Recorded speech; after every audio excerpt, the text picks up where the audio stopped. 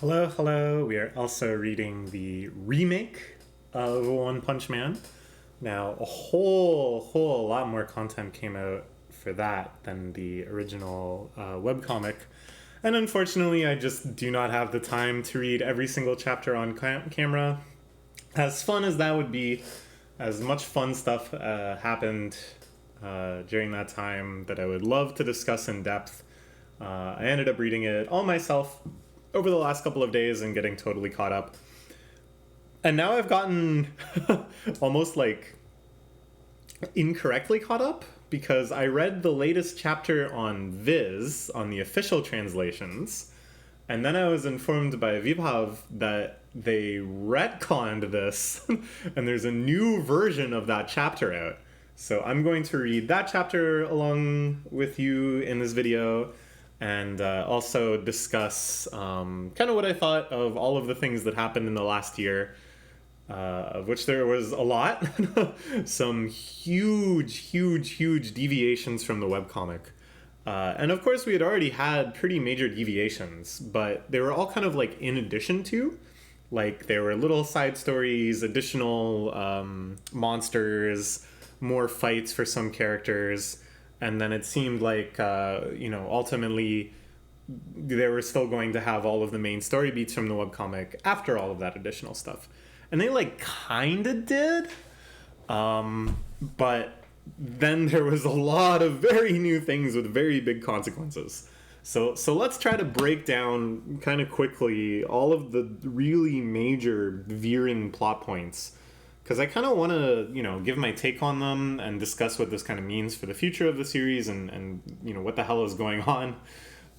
According to Vibhav, this has actually stirred up some controversy, that some fans of the OG webcomic are actually a little annoyed that things have gone so far off the rails from the original webcomic's plot.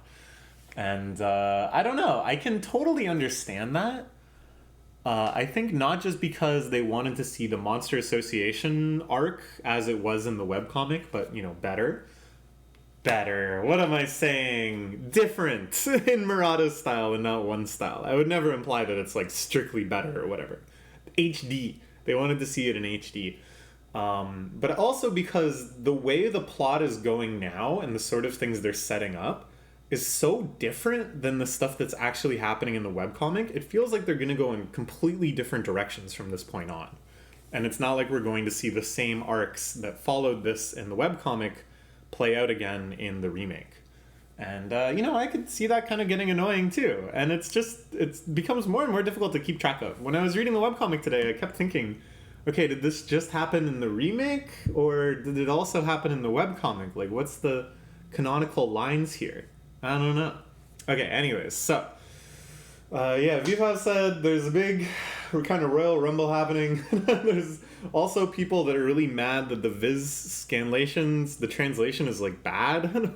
They've made some really bizarre and egregious errors. Like one scene I want to talk about with the fake blast.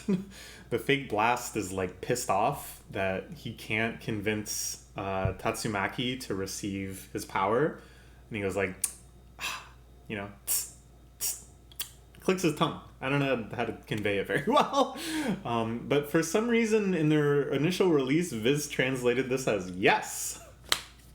What? So there's that fight happening, and then I'm sure there's all sorts of other fights about the actual content of the plot on a more minutia level. Is Blast evil? Is Metal Knight evil? Is Drive Knight evil? Metal Knight is pretty obviously evil in the webcomic, but is he evil in the remake too? We don't even know at this point. It's a total free-for-all. So yeah, the stuff with Blast. Obviously, none of this is really in the webcomic at all. We have confirmed that Blast looks the same in the webcomic. I'm pretty sure he shows up like once. But here we get a whole lot more explanation. Blast exists in this like other dimensional space that's outside of time as we know it, that's observing all sorts of different planets, including Earth, and he's part of a team of like godlike heroic entities that are charged with keeping the entire like galaxy of Earth-like planets safe. Now, I'm not super shocked that One and Murata are going in this direction because they're both big Toriyama fans, and this is a direction that Toriyama went in.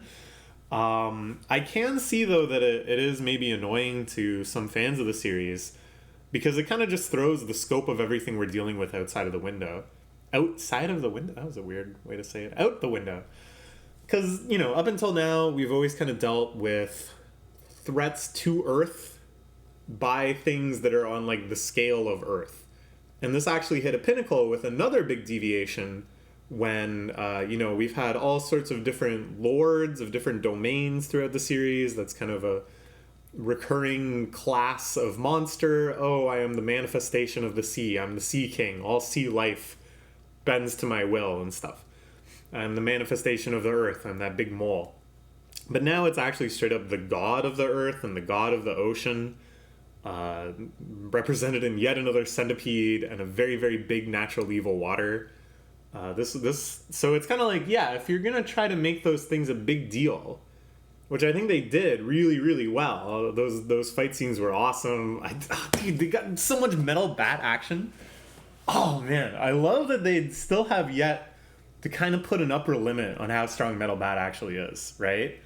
Because in all of these fights, he can kind of keep going. You really want to believe he can keep going. I just love that character so much. I was so happy with him and Garo teaming up and stuff. Fantastic. Garo ultimately splitting every part of the centipede down the middle. Pretty fantastic. Saitama one-shotting the ocean god, to be expected.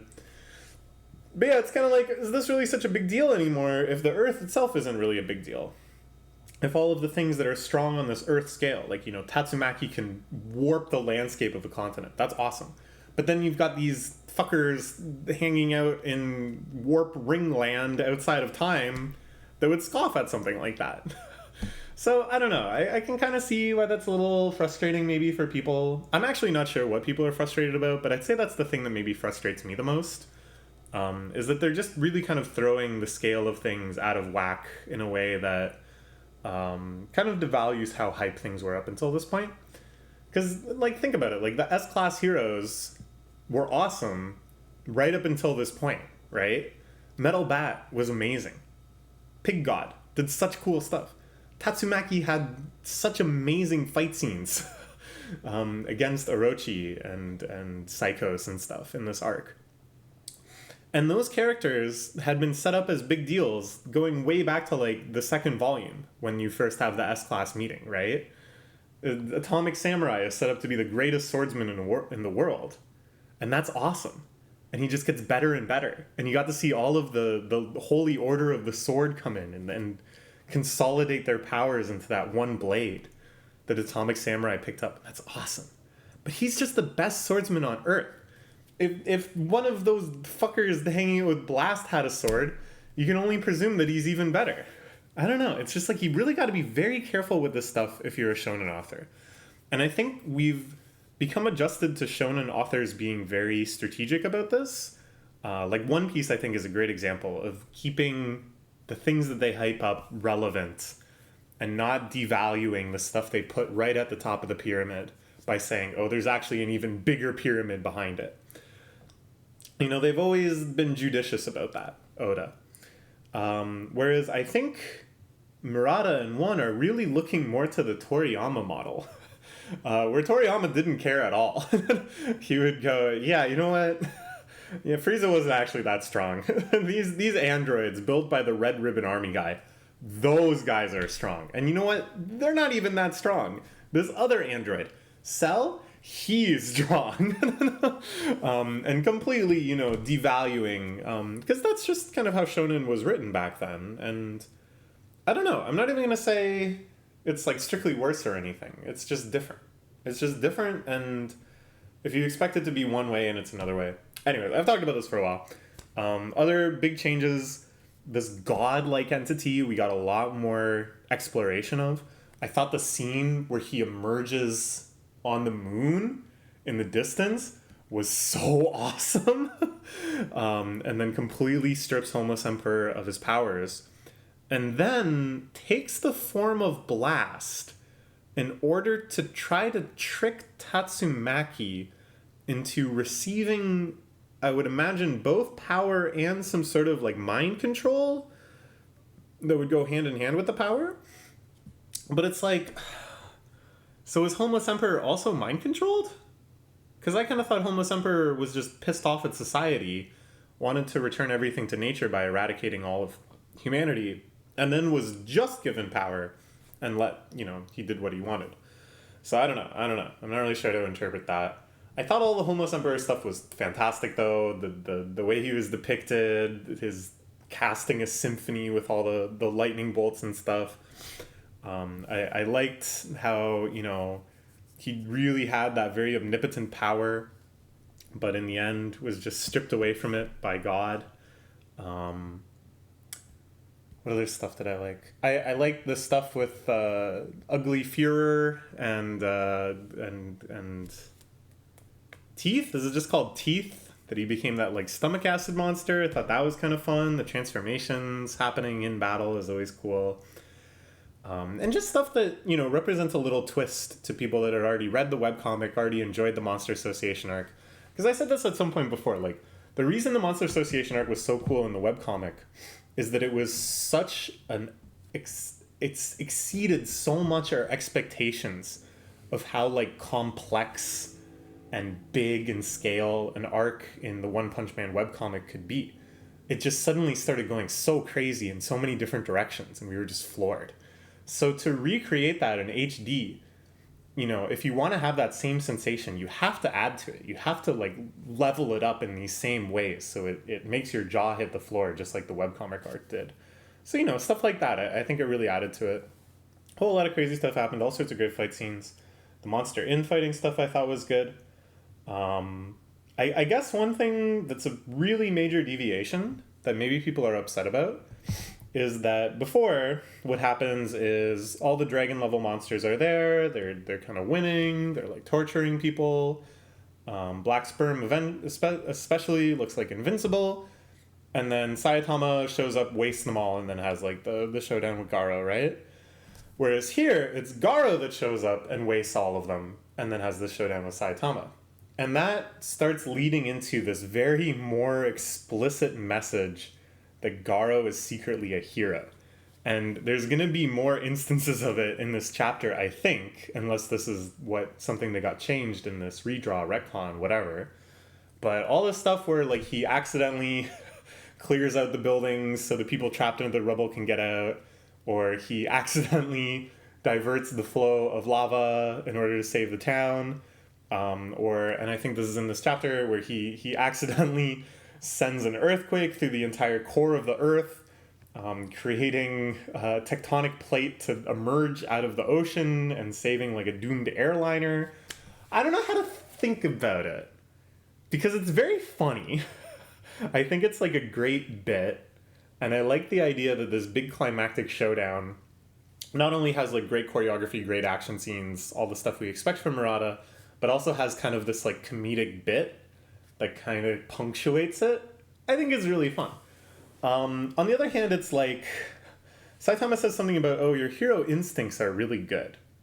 That, you're doing all these things kind of accidentally, circumstantially, but deep down, on some level, you must be making these choices because you actually want to save people. Which, I don't know. I mean, it's kind of sensible. He says you're like king. And, that kind of makes sense. There's a few happenstance heroes. Saitama himself is the number one happenstance hero. That maybe speaks to some deeper instinct. But I don't know. I don't know if that's super compelling to me, because it really is just luck. In the end, it's just coincidence. And on the other hand, it also seems to be kind of skewing what Garo's message is from the original. In the original, the idea is that Garo sympathized with the villains on the old superhero shows that he watched as a kid. He was forced to play the villains among his friends, and he would get beaten up. I shouldn't even say his friends, the bullies. And he was like, what the hell is this? This sort of justice doesn't make any sense to just say this person is fated to lose every single time. It's not even really clear what they did wrong. So he wants like revenge on behalf of villains. He wants to dominate the earth with such an overwhelming terror that this whole eternal struggle between villains and heroes comes to an end. It's not really clear if he's going to like torture people, have like a reign of terror, or if he's just going to impose such a powerful presence like lurking that society's going to be different. But I kind of skew towards the latter. Like Garo doesn't actually want to go out there and make people suffer. And then Saitama fights him.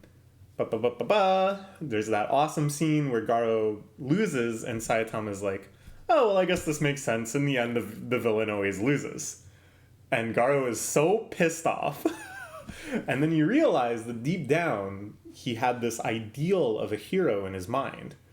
And Saitama calls them out on this. When he complains that Saitama is nothing like the hero he ought to be, Saitama's like, aha, you do have a sense of what a hero ought to be. And then you realize that kind of what Garo was looking for was someone to defeat him. Someone, he wanted the hero to step up to that level. Yeah, I thought that was a very, very coherent message, a very well done character, a really good arc. And here it's a little more muddled, because it's like Garo is both the hero and the villain. Saitama keeps going, you're not really even a monster, instead of being like, yeah, you're the monster, you're gonna lose. It's a little different. Okay. I think I've said enough. Overall, I'm very, very happy with the changes. I think they were very, very exciting, and they led to awesome action scenes.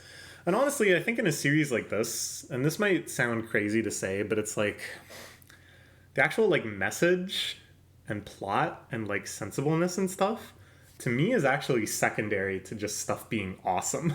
And there's a lot of really awesome scenes. And I have confidence that even the stuff I was complaining about, oh, they're throwing the power level out of whack, they're making the planetary scale seem insignificant. As long as they make those dudes hanging out with blasts, as long as they make them really, really, really awesome, I don't care. Okay. Let's read this chapter. I've already read it once on Viz, so I'm gonna try to figure out what's different. Okay. Already it's pretty different. Is it? I think so. No. This happened. Never mind. This happened. They found Pig God. It's just that nothing too much happens after this. That's Pig God. Okay. Garo is super pissed off. He looks kind of like a gargoyle. Raining punches down on Saitama. This I think has all happened before. I just love the way Saitama is depicted dodging these attacks, that he's just making these like weird awkward midair poses and like staring at Garo and being like, wow. Isn't I supposed to become absolute evil? Give up already. That's enough, right? Can't let myself forget this anger, not until the entirety of humanity has made to suffer the same pain and despair that I did. Okay, so he's got like this kind of revengey kind of thing. But I think this is the facade. This is what Garo is trying to convince himself he's doing. Whereas instead, he's either a hero himself or he is waiting for his hero or whatever. It was that simple to make all my preparation and resolve waver. That's how pathetic I was. This is new. This is much more a dive into his psyche. So I don't know if it's still going to end with him and Saitama sitting down in that blown out abandoned house and having a little chat on what the hell Garo is doing. But if it does, then we have a much better sense of the conversation heading in. He jets forward with unclear means of propulsion, shooting energy of some sort out of his hands. He fucking mocks me for it. This is the extreme Fajin. This is from the first version. These spreads. They're fucking awesome. Just the mountain caving in like that. Oh my god. How do you imagine such a thing? And then how do you draw it with such detail? How does this exist in people's minds? Maybe this spread is new? I don't remember how crazy it got. This shot I remember going through the entire core of the earth on the other side.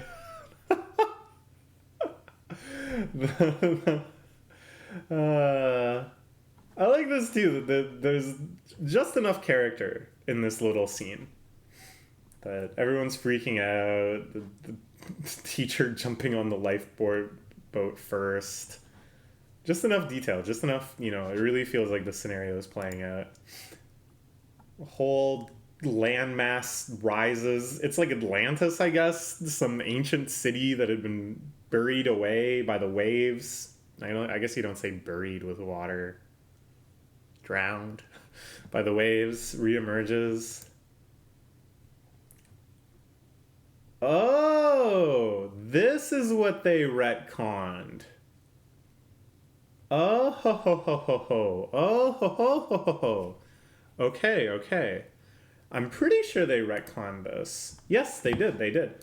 In the first version, this was like much more shown. That it's like Blast and his buds are in some kind of like control room. And they're watching this happen on Earth. And they're going, this is insane.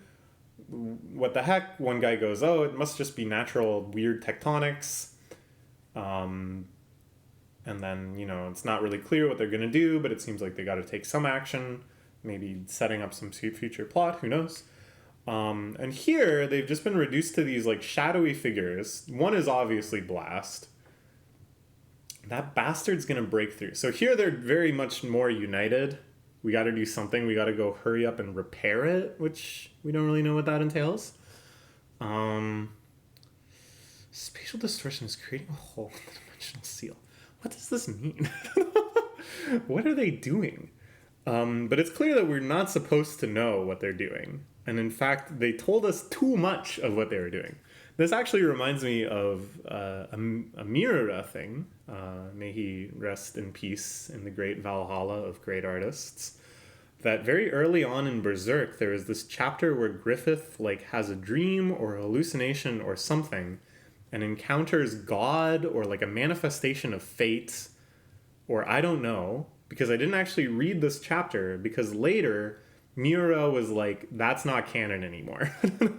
And it was sort of a combination that he felt he gave away too much stuff too quickly, that he wanted these ideas and these underlying themes and kind of both the themes and the lore to emerge more subtly and not just kind of be splurted out. And then I think he also just wanted to change his mind on some stuff. So it's kind of a similar situation here, maybe, that Murata wants to kind of more slowly and discreetly pace this out instead of here's the multi-dimensional police squad, whatever the fuck they are. Okay. So, interesting. Very, very interesting. I wonder if... Was this in response to people making the kind of complaint I made? That seeing that was too trivializing for all of the struggles that are going on Earth. I don't know. This is a great shot. All the way up through the hole. Oh, I think this is depicted differently. Hold on. I'm actually very, very curious if they changed something like this. Because I remember in the original thinking, wow, this looks really cool. And I thought it looked a little different. Okay, now I can kind of see, bit by bit, how things are changing. Oh yeah, there's this whole, what will it take to defeat this guy? He's checking things off. That got written out. A lot of little changes. The way he accelerates, the way his hands look. Okay, all the spreads are the same. This is all the same. Yeah, here we go. This part is so different. The Earth is bulging. They show so much more detail here in the rewrite. Yeah, there's this alien lady. There's a lady, an alien that looks like the alien that Saitama fought before. There's a lion person. Oh yeah, so I guess they decide that they got to fix it no matter what. So kind of the end result, I guess, is the same. Yeah, this is totally different. Interesting. I do kind of like comparing the two.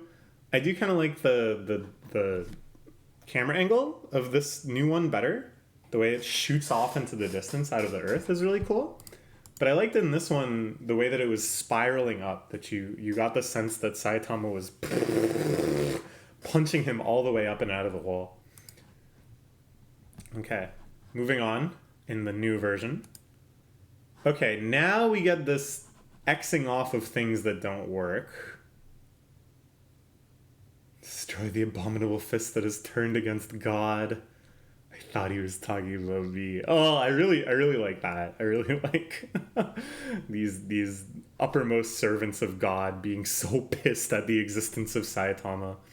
Oh man, I didn't even talk about this, but I really like the scene where Garo finally recognizes Saitama and puts together those really minor, disparate incidents where just some weird bald dude was able to just kind of like slap him. And, you know, maybe he wrote it off the first time. Oh, I got really taken off guard. And that's totally weird for me, but whatever. And then he realizes the same person a few times. And then he was just like, wait, I never dealt with this guy. I never figured out what was up with this guy.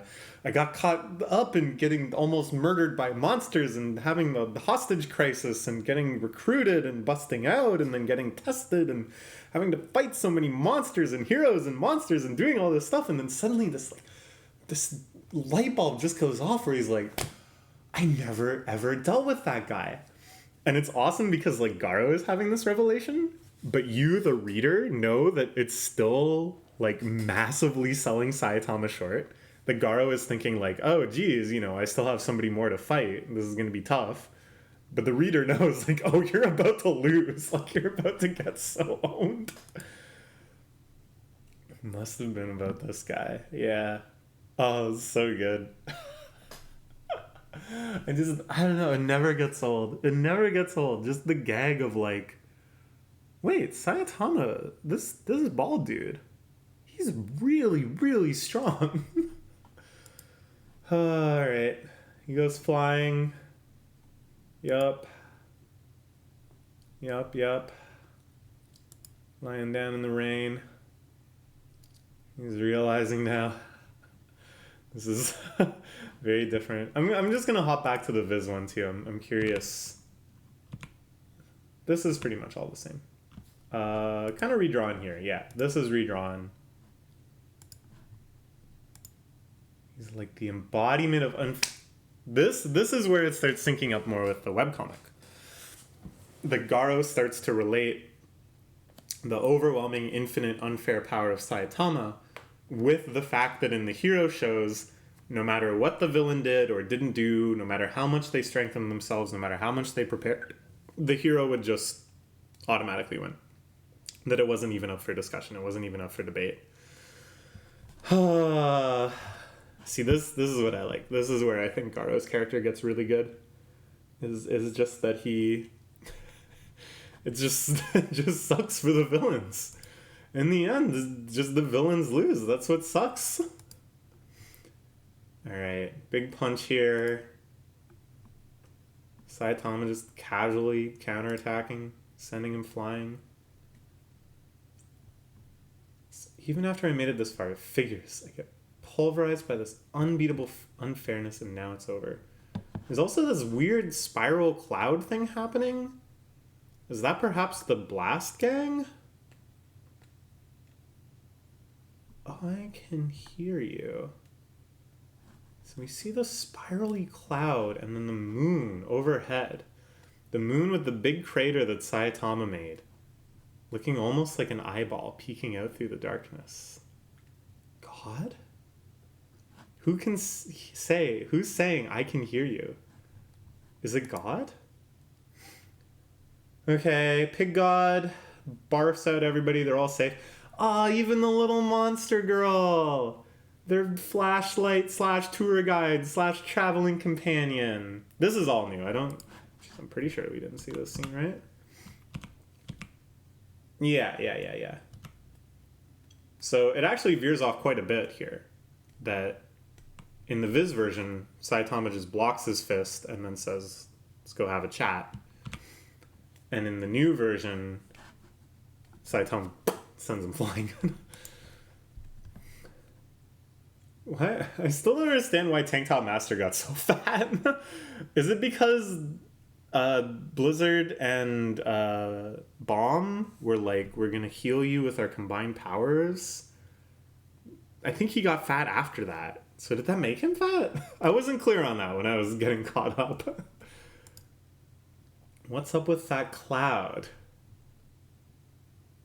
Okay.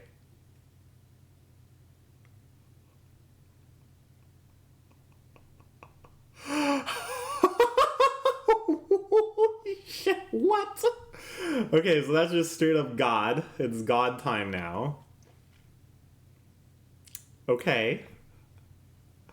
This is pretty wild because, like, they're doing this now in the remake. God is just here in the remake, right? Where he got teased a little bit more than he did in the webcomic. But it still kind of seemed like they were just teasing him, right? They had his two top servants show up and get owned. They had him show up a little more with the Homeless Emperor thing. They had him show up and try to tempt Tatsumaki. I'm pretty sure that's what was going on there. But now he's just here, or his foot is here. What? So they're just going to have this now. If they have this now in the remake, how are they ever going to do it in the webcomic? This is the veering off. The big veering off between the two stories. Okay. This is pretty awesome. Like, this is pretty awesome. I don't mean to sound like I'm, like, being... Well, how are they going to deal with this? Like, I'm not trying to be, like, prickly on this or whatever. This is just cool. And then, as I said, in the end, that's what matters to me the most. The way this is depicted is, like, friggin' sweet. Like, it's... Yet again, they've just found a whole new way to convey terror, to convey the scale of things that they haven't used before. And the moon-looking eye in the distance, just these huge feet with unclear purpose. What a weird thundercloud.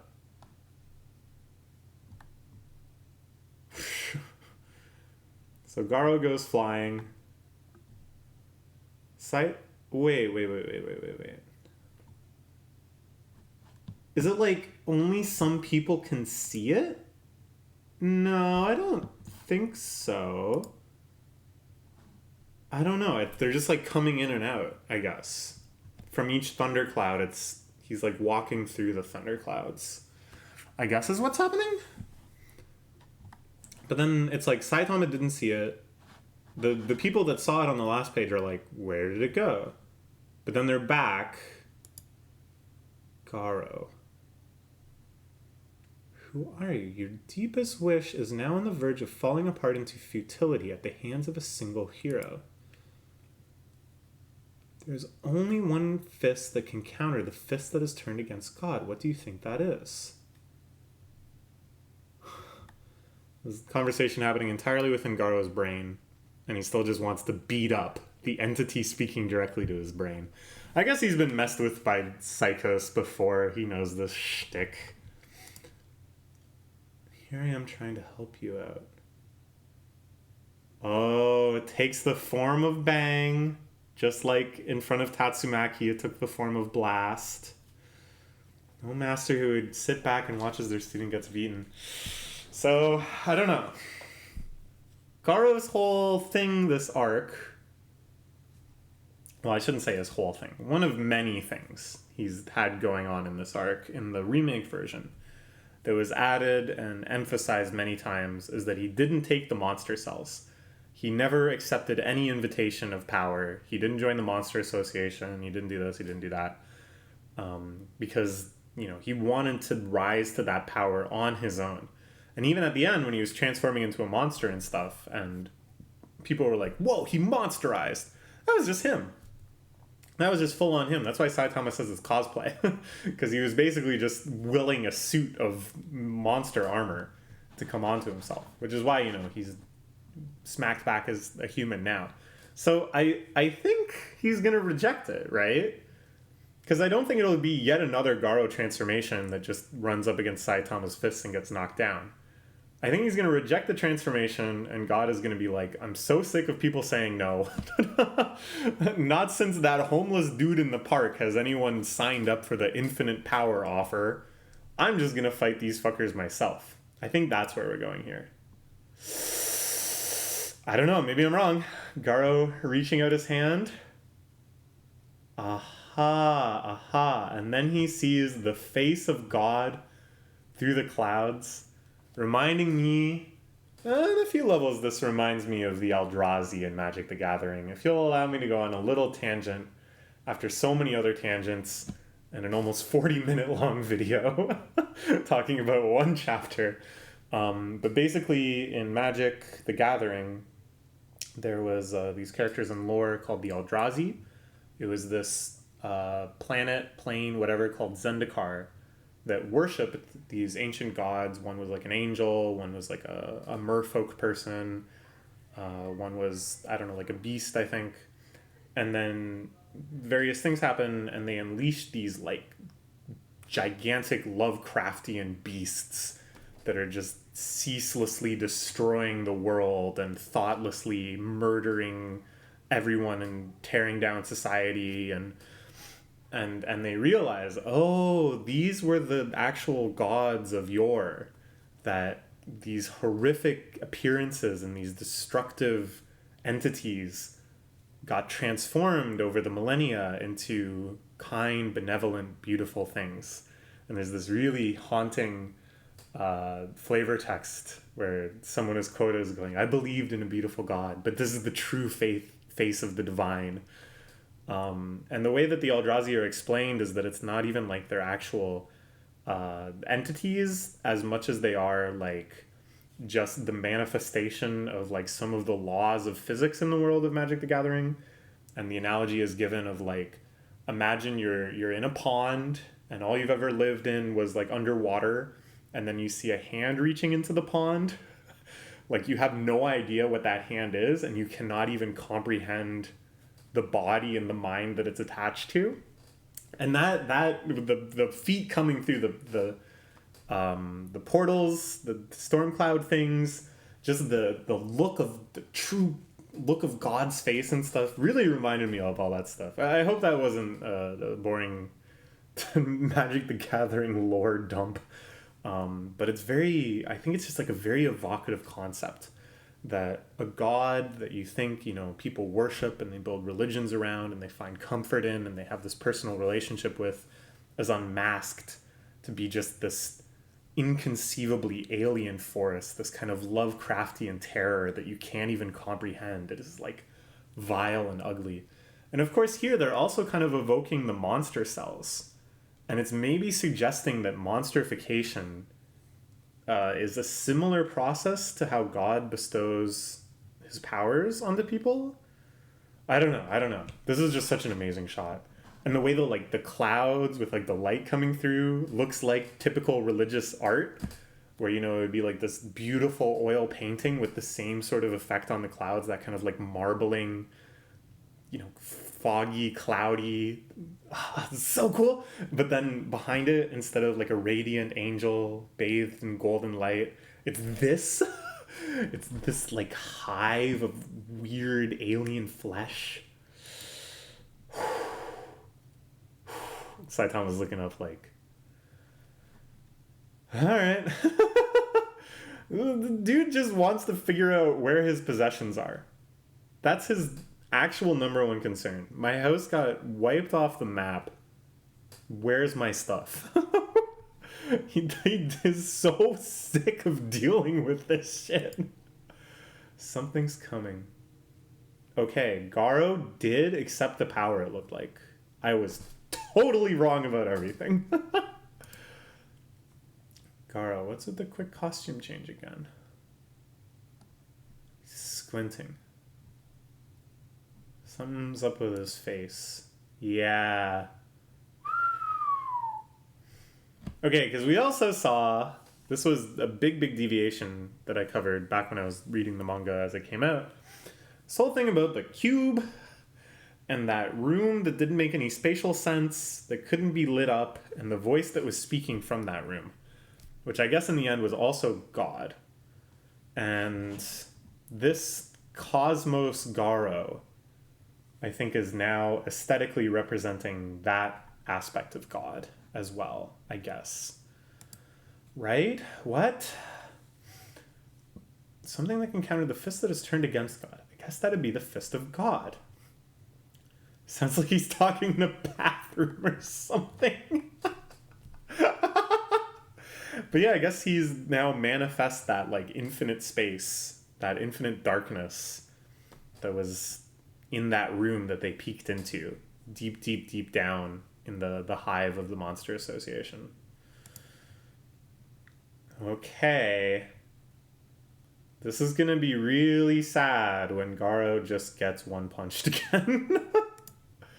Awakened Garo, cosmic fear mode. Disaster level God. End of chapter. Alright. Well. Alright.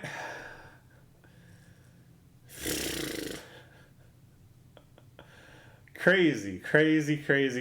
What the heck is gonna happen next? I have no friggin' clue. But I'm not gonna promise, that's a dumb idea, but I'll do my best that when the next chapter comes out, I'll read it soon after and we can enjoy it together. So please look forward to that. And thank you for indulging me in almost 40 minutes of One Punch Man discussion. I covered a lot of stuff. I think I covered everything I wanted to talk about. I'd be really curious to hear your takes on any of this stuff. Most of all, I'm just curious when I talk about shonen writing and scaling power levels and setting expectations and stuff like that. I think that's really interesting. And it's something that I would kind of like to just make a video about that in general. You know, how do you build that pyramid of power? And what does it mean when you say there's actually a bigger pyramid in behind? So I'm really curious about any comments people have about that. Okay, bye.